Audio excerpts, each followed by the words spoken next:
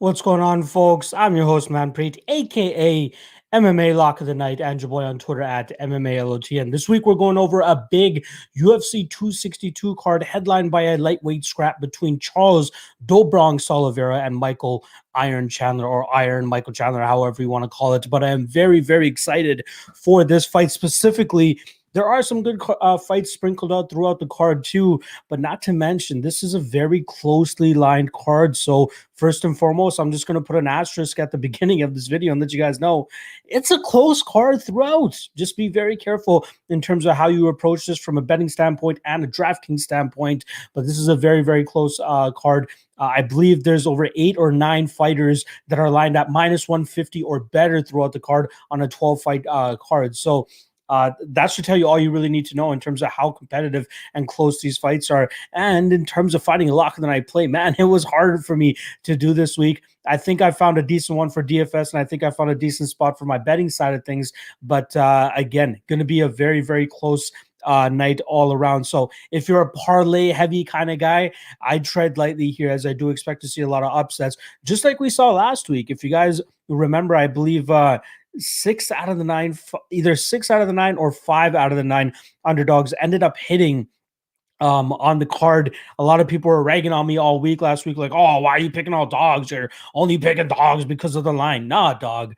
The dogs were live just as they are live this weekend. So be very careful in terms of how you go out there and approach your strategies and how you're going to be drafting your lineups and making your best this weekend. So be very, very fucking careful in terms of how you approach everything. First and foremost, though, as always, I do want to plug myself, like I said at the top of the show, at MMALOTN on Twitter, MMALOTN on IG, as well as YouTube. That's where you guys can find my full card breakdowns, as you guys have been watching for the last several weeks now. The main thing that I do on Sal's channel is just the DraftKings thing, and I only touch on 4 fights, just a little bit briefly. But in terms of a full card breakdown, make sure you guys check out my channel where I go through the card in depth. I have my live version that I did yesterday or 2 days ago now, and I'll be dropping my pre-recorded version of it today as well, which gives you guys even more tidbits in terms of every single fight on the card. And last thing I want to plug for myself is the Patreon. We are 5 subscribers away from hitting 400. That is insane. I didn't think I'd be able to hit that mark, but the support has been absolutely crazy. I was on an 11-event winning streak going into last week, and then I absolutely shit the bed on both Bellator and UFC, so that put me back a little bit. But people are so confident that I can get back on a streak once again, and I'm hoping to do it starting with this weekend's UFC 262. So if you're looking for betting analysis and advice, strictly betting, not DFS, that's all on my guy Sal Vetri's page here, so make sure you guys stay tuned on Sal's Patreon as well as his YouTube page in terms of just getting DraftKings stuff and DFS stuff. But for betting stuff, I'm your guy. I promise you, I'm your guy. I give you guys a lot of stuff. We got a great Discord community, not to mention a best bets and props article, which I'll actually be dropping about an hour or so after I finish this podcast. You guys get early access to all my breakdowns before I drop them to the public. A ton of great perks. So shout out to the Patreon. Once again, Patreon, the link is in the description below. $5 a month. I guarantee it's the best bang for your buck you're going to be getting in terms of the MMA betting world. Not to mention, it is the most popular exclusive MMA betting Patreon out there. Close to 400 members at this point. Hopefully we can raise that bar this weekend with another win. All right. Let's quickly go over how we did last week, and then I'm going to jump into the card this week. And last week, I gave you the lock of the night play as Gregor Gillespie. That comes through for 118.9 points. Man, he looked hella tired after that first round, but he was able to put it together and put on a solid performance in that second round, eventually getting the finish at the ending of the second. And man, he looked amazing. I was very happy to see Gillespie back in the cage, and he put on a hell of a performance to go out there and get rid of Diego Ferreira, as well as chalking up close to 119 points for us on the DraftKings side of things. Dog of the night, kind of shit the bed. I had Michelle Watterson. I had her. She ended up getting 49.62 points. I thought she'd be tackling the grappling a little bit more successfully. unfortunately, Marina Rodriguez was able to nullify that approach at least for 4 rounds and really put it on her for the majority of it. So dog of the night ends up whiffing. My fate of the night ended up being Amanda Ribas, but the fight gets called off, I believe, the day of the fight. So very unfortunate that we lost that. And then my sleeper of the night, it was Neo Magny, and he comes through 71.89 points, not the highest of scores, but I was very happy to cash him as an underdog on the betting side of things. And he obviously did some good stuff for me on my DraftKings lineup. So yeah, 2 out of the 4 coming through, but we'll say 2 out of the 3, considering we had a push on Amanda Ribas and that fight getting pushed out. So yeah, not too bad last week. Hoping that I can continuously provide solid analysis for you guys. For everybody that's in the chat right now, I do want to let you guys know I'm going to run through all my segments real quick for you guys. And then on the back end, I'll take all questions, comments, and concerns in regards to DraftKings for this weekend's UFC 262 card. I do want to plug my guy Sal Vetri's Patreon. Make sure you guys go check that out. His big energy optimizer is top notch. I promise you guys will be very, very impressed with it and very happy with it, especially when it starts to help you cash some lineups and some DraftKings tournaments and all that type of stuff. I promise you guys are going to love it. So make sure you guys check out Sal's Patreon. Link is in the description below. And last thing I want to plug before we get into this whole super special episode, PrizePicks, prizepicks.com. Make sure you guys use promo code UFC100 and they'll match your initial deposit up to $100. Again, PrizePicks is a player props website where you just pretty much pick the over-under on how many fantasy points you think a fighter is going to put up, or something they recently just added, minutes. You can choose how many minutes a certain fight is going to go over or under. You parlay 2 to 5 together, and they'll pay you up based on a multiplier, based on how many fights you put together. So great spot. And also, I do want to say that I drop a Prize Picks Tips video every week for you guys, and I usually put in the comment section of this particular video. So if you guys are watching this on Friday or closer to fight day, make sure you guys check out the comment section, and I will have dropped a link to my Prize Picks Tips video, and I can give you guys my best Prize Picks tips, and then hopefully you guys can put it into your own mind, juggle it up, and come out with something good, and hopefully cash some Prize Picks tickets for you guys. So once again, prizepicks.com, promo code UFC100, they'll match your initial deposit up to $100. You're going to want to take advantage of it, I promise. All right, I'll give you guys my quick picks going from bottom to top on this card, and then we'll dig into the lock of the night play, dog of the night play, sleeper of the night play, and fade of the night play. Starting off at the bottom of the card, I'm going with Christos Giagos over Sean Soriano. I'm going with Gina Mazzani over Priscilla Cachoeira. I'm going with Tucker Lutz over Kevin Aguilar. I'm going with Jamie Pickett over Jordan Wright. Antonina Shevchenko over Andrea Lee. Mike Grundy over Lando Venata, Jacare Ronaldo Souza over Andre Muniz, Matt Schnell over Rogerio Bontorin, Shane Burgos over Edson Barboza, Katlyn Chukagian over Viviane Araujo, Beneil Dariush over Tony Ferguson, and then in the main event, I got Iron Mike Chandler going out there and capturing the UFC gold in his second ever UFC fight. So I'm picking Chandler to spring the upset here. All right, let's get into it. No more waiting around. Let's give you guys the lock of the night play. Again, as I said at the top of the stream, very close card all around. I'd be kind of stunned if we didn't have at least 4 or 5 underdogs actually come through on this card.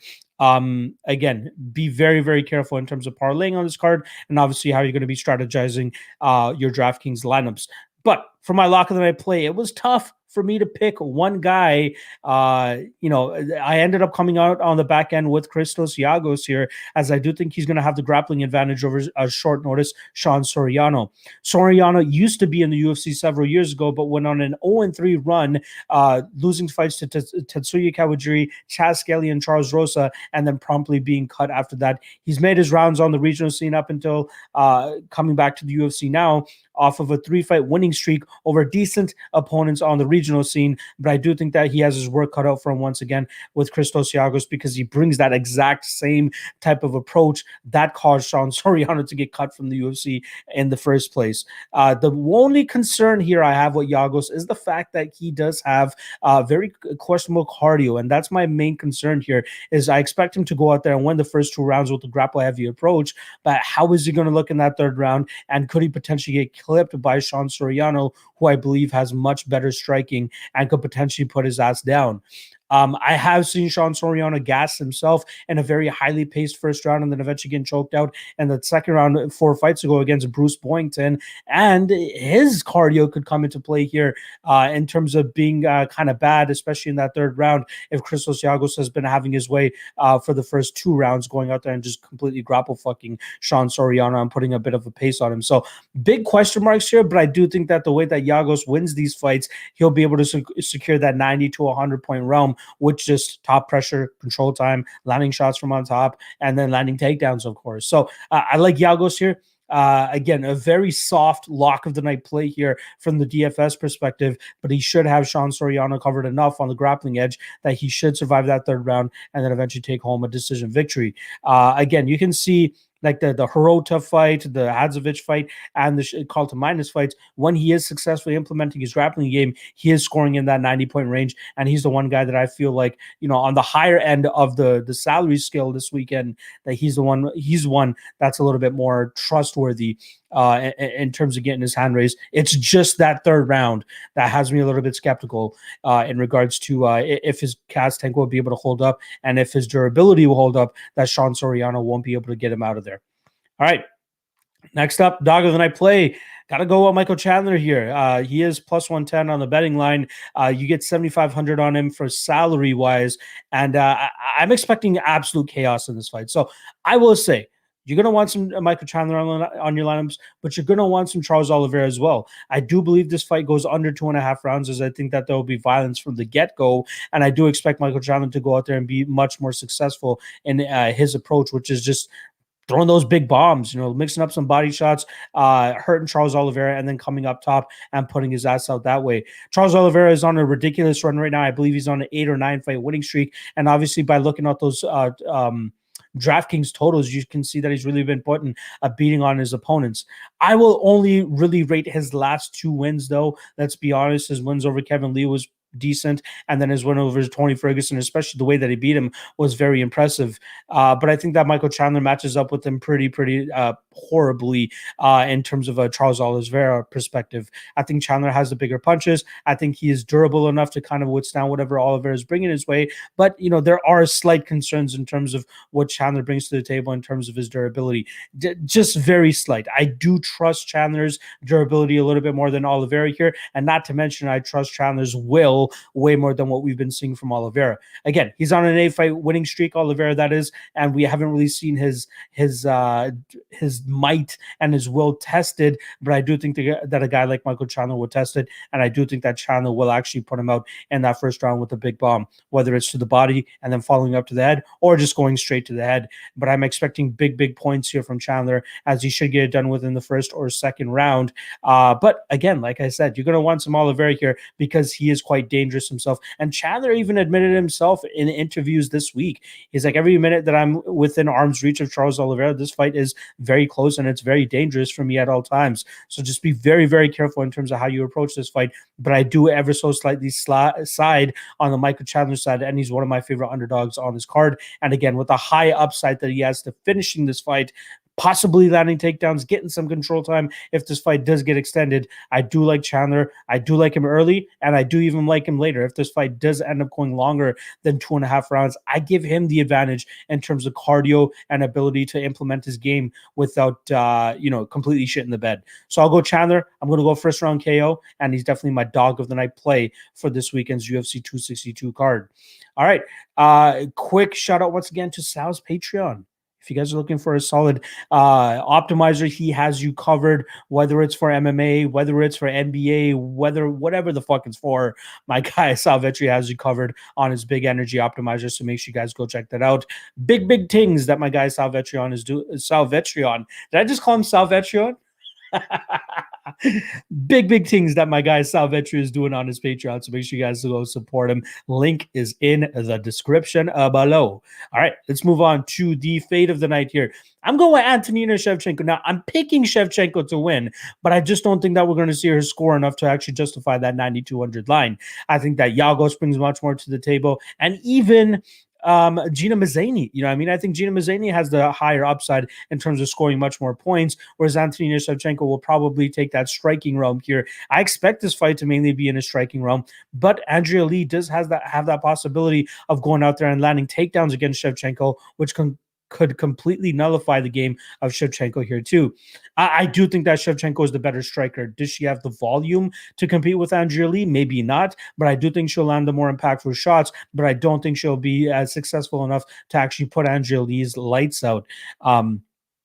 Again, there is the concern on the Shevchenko part. If that Andrea Lee goes out there and decides to grapple fuck her here, that is a big concern. But that hasn't really been a huge approach in Andrea Lee's fights in her past several fights, right? Like she's mainly a striker. She'll mix in the takedowns when she needs to, and she might try to do that here against Shevchenko. But I think that Shevchenko is working on her grappling pretty tirelessly so that she can shore that up, especially the way that she got beat by Roxanne Modaffari and Katlyn Chookagian. So I'm expecting to see a better version of Shevchenko this time around. And look at that, like the betting line to salary range, right? You got Shevchenko at 9,200. That is just way too high, especially considering the line movement that we've had throughout the week. She's down to minus 125. She opened up at minus 195, and Andrea Lee has been getting a ton of public money, and I completely understand it, as I believe the line was way off, but this line is a little bit more accurate. I'd take Shevchenko as a slight favorite here, but that salary is way unjustified, and I don't think she's going to be scoring anything higher than 70 points, even if she wins 70 to 75 points, considering how Andrea Lee fights and how she's going to have to approach this fight.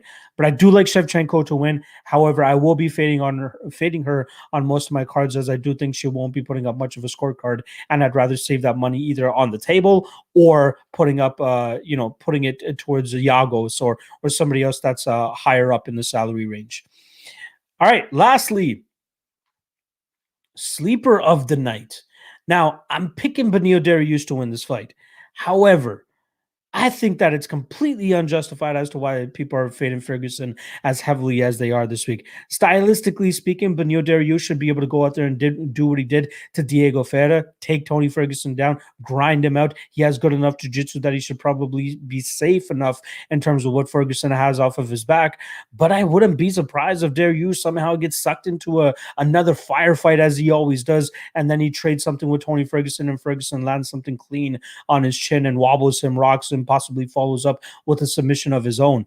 This is a wild fight. This is a highly volatile fight, but people are, packing it up and putting their mortgage on Beneil Dariush in the spot. Again, I do believe Dariush wins this fight, but do not sleep too heavily on Tony Ferguson, as I do think that if there's anybody that can come back from the adversity that he's been through, that's had, the one-sided or the 8 rounds of one-sided beatdowns that Tony Ferguson has had, Tony Ferguson would come back and probably have success. So be very careful.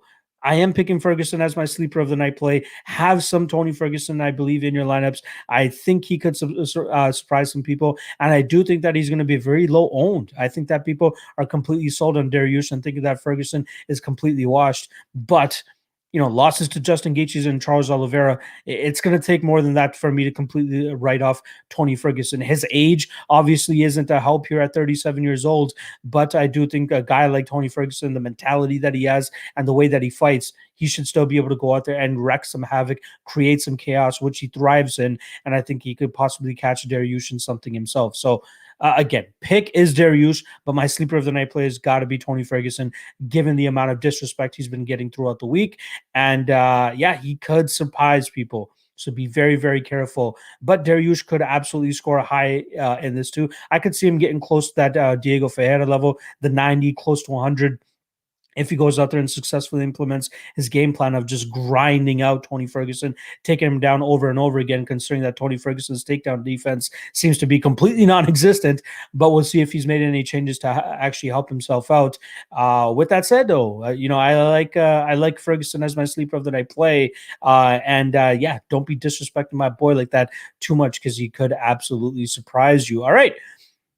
that's a wrap on Lock of the Night play, Dog of the Night play, Fade of the Night play, and Sleeper of the Night play. And we usually wrap this bad boy up by going over my favorite spots in each range. So first and foremost, in the $6,000 range, we only got Priscilla Cachoeira. So yeah, she's going to be my favorite spot in that range. I will say this though. I do think she is kind of live, given that Gina Mazzani, apparently she's turned a new leaf ever since she's gone with James Krause. And obviously she had a great performance against Rachel Ostovich last time around, but she was getting hit quite a lot when the fight was in the standing position. And Cachoeira, as bad as she is, she does have some bungalows when she throws those fists. And I do think that if she catches Gina Mazzani on the right spot, she could absolutely hurt her, follow up with some big shots, and get the TKO victory herself. Again, Mazzani, if she's able to implement her game plan, which is drag the fight to the ground and just control her, she could score very big herself, and she could absolutely justify that minus 200 line. But this one is a little bit iffy, given her lack of striking defense and the amount of power that Cachoeira carries in her hands. So yeah, obviously Cachoeira being the only person in the $6,000 range, she's my favorite spot there. And I wouldn't be mad at anybody that goes out there and actually tries to play a little bit on Cachoeira, have some of her in the lineups. But again, it's a little bit far-fetched, I will agree. In the $7,000 range, obviously, I got to go with my dog of the night play, which is Michael Chandler. I think he's very solid in this spot. Again, high upside to finish early. And even the later this fight goes, I think he has a high upside of one, either getting a decision victory or a late stoppage. You're going to want to have some both.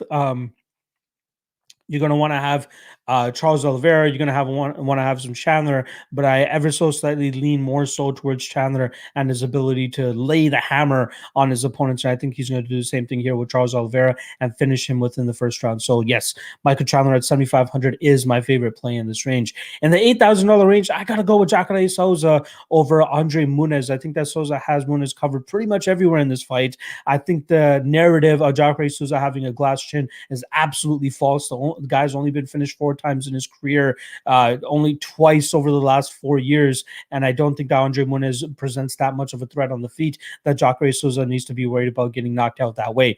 I think the Kevin Holland knockout for Jacare Souza didn't look the greatest, obviously, but I think people are just running with that way too far. And not to mention, look how Kevin Holland got handled in his last 2 fights. If that meme of a KO didn't happen as early as it did against Jacare, I think Jacare probably could have submitted Kevin Holland, or at least rode him out for the majority of those 50 minutes and gotten the victory himself. So this might be a buy low spot for Jacare Souza, especially on the betting line. But even as a DraftKings play, I think he's a solid play, especially to potentially get Andre Muniz out of there by KO, ground and pound, whatever it might be, especially considering that 4 of Andre Muniz's losses have all come via KO. So I do have skepticism regarding his chin and his durability, and I do think that Jacare Souza presents enough problems for him to go out there and get the victory.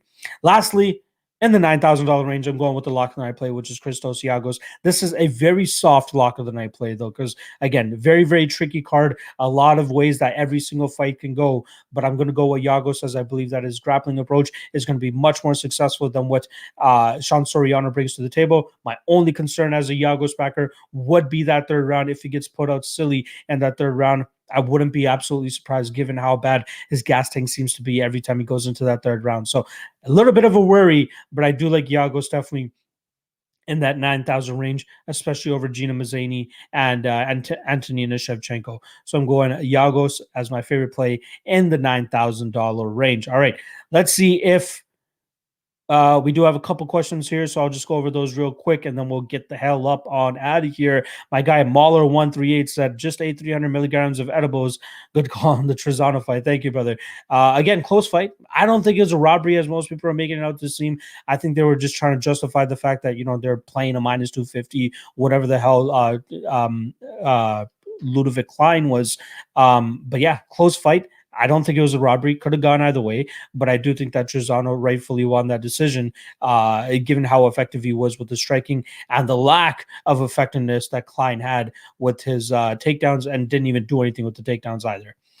Crash and Burn 210. Appreciate to see you in the chat, my brother. He said, I'm with you on Chandler. The beating he put on someone as tough as Dan Hooker instantly solidified him as a title contender. He just looks and sounds so determined. Yeah, the guy is a beast. He's 35 years old, right? So he's really got to get it going right now. And luckily for him, he finds himself in a title shot within, what is that?